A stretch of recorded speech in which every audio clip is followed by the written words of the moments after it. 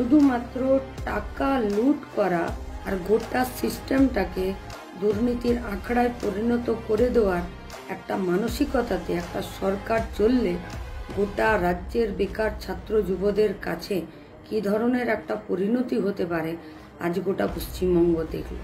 টাকা মারা কোম্পানির নতুন স্কিম, প্রথমে চাকরি পাইয়ে দেব এই বলে টাকা তুলবে, তারপরে কোর্টে চাকরি গেলে তোমার চাকরি যাবে না, তোমার হয়ে স্টে অর্ডার এনে দেব এই বলে টাকা তুলবে। এই টাকা তুলেই কি শ্রীরামপুরে নির্বাচনে লড়বে? এই এসএসসি দুর্নীতি গোটা ভারতবর্ষের একমাত্র দুর্নীতি, যে দুর্নীতিতে বর্তমান সময়ের মুখ্যমন্ত্রী এবং বিরোধী দলনেতা দুজনের আশ্রয়তে, দুজনের প্রশ্রয়তে এই এসএসসি দুর্নীতি হয়েছে। তার কারণ এই এসএসসি দুর্নীতি শুরু 2016 সাল থেকে চলেছে 2021 সাল অবধি। যা দুর্নীতি হয়েছে, যে পরিমাণ দুর্নীতি তৃণমূল করেছে, আমরা প্রথম দিন থেকে যোগ্য চাকরি প্রার্থীদের পাশে থেকেছি, এর দায় রাজ্য সরকারের। এবং যে অযোগ্যরা, যারা বিভিন্নভাবে তৃণমূল যাদের থেকে টাকা তুলেছিল, এখন চাকরিও রইল না, টাকাও নিয়ে ফেলেছে, আমরা তাদের বলছি এক্ষুনি আজকে থেকে তৃণমূল নেতাদের বাড়ি যান, তৃণমূলের পার্টি অফিসে গিয়ে ওই টাকা ফেরত চান।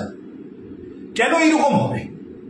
এবং এ শুধু এসএসসি স্পেসিফিক নয়, টেট, পিএসসি সর্বত্র দুর্নীতি।